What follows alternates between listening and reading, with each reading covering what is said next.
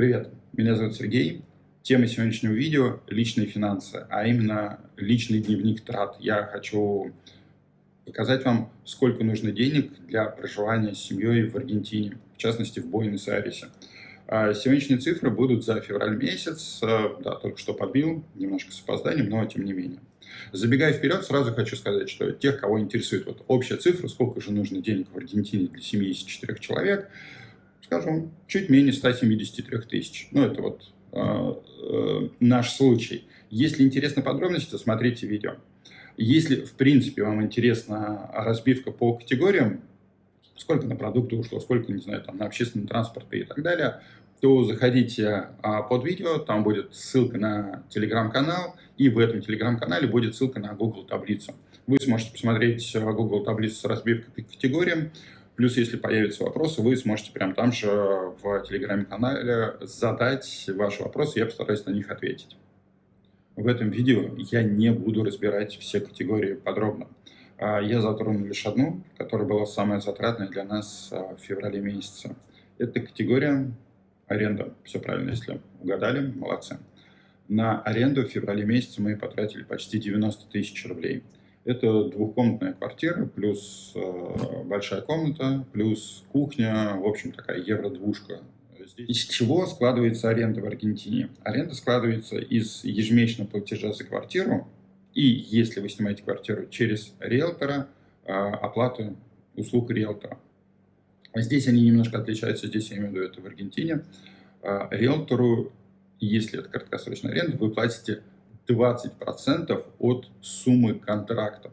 То есть, давайте попробуем на цифрах. Предположим, вы нашли квартиру по $1000 в месяц. То есть, за 3 месяца вы отдадите $3000. Вот от этой суммы риэлтор хочет получить 20%. То есть, это еще $600. Правильно же? Я не ошибся? Нет, я надеюсь, не ошибся. И что получается? Получается, что квартира у вас будет стоить уже не $1000 в месяц, а 1200 с учетом комиссии. Конечно же, можно найти квартиру напрямую от собственников, либо можно снять квартиру на долгий срок, и тогда услуги риэлтора будут стоить, например, не 20% от суммы контракта, а лишь там 1 месяц от аренды.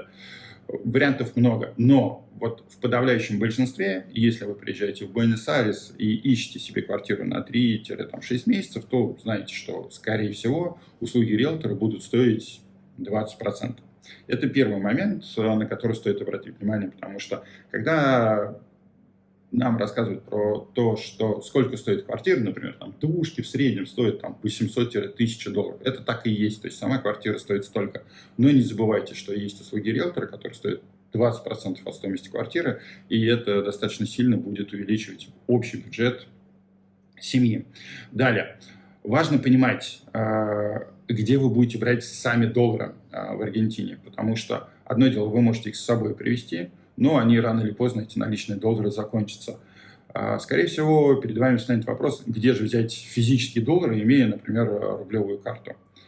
Так вот, самый, наверное, простой способ – это через криптовалюту, через USDT, то есть покупаете USDT за рубли и здесь обмениваете их уже USDT на реальные доллары. Так вот, есть биржевой курс, по которому мы часто в голове, находясь у себя на родине, нам говорят $1000, и мы такие, квартира $1000, сколько сейчас долларов на бирже? 75. Отлично, значит, квартира будет стоить 75 тысяч рублей.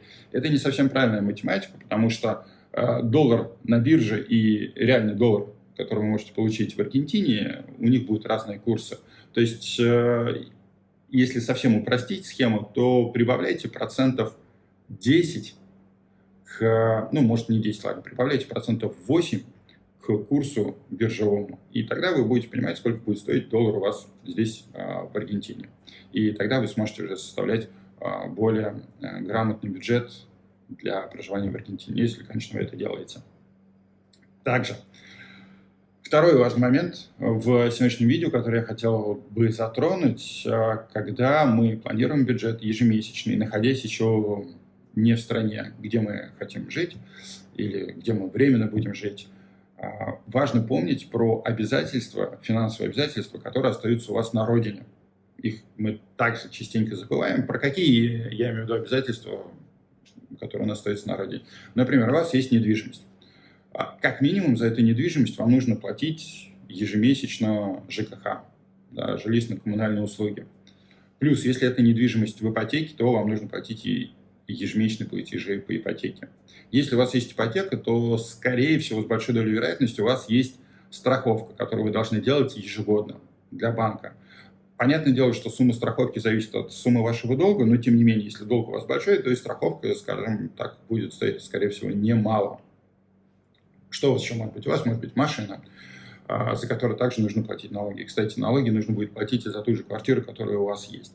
В общем, я это все к чему? К тому, что когда будете составлять так, недвижимость у меня будет примерно столько-то, продукты у меня столько-то, на связь я планирую столько-то, на образование детей потратить столько-то, на страховку столько-то. Все это суммируете, плюс прибавляете к доллару еще процентов 7-8, чтобы понимать сумму в рублях, сколько у вас будет входить. И плюс к тем тратам, которые планируете делать в Аргентине, прибавляете те траты, которые у вас остаются на родине. Вот.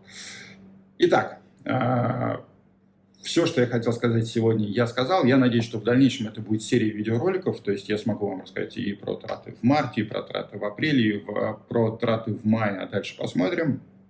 Это тестовое видео. Если вам не хватило какой-либо информации в этом видео, оставьте комментарий, желательно развернутый, и сказать: слушай, мне вот не хватило вот то-то, вот, или как ты считаешь вот это. Я постараюсь ответить, либо исправить этот момент в следующем видео. Если видео вам понравилось, и оно как-то вам помогло, поставьте лайк, будет приятно. Если хотите не пропустить следующие серии видео, то вы, в принципе, можете подписаться на канал, с колокольчиком знаете, что делать.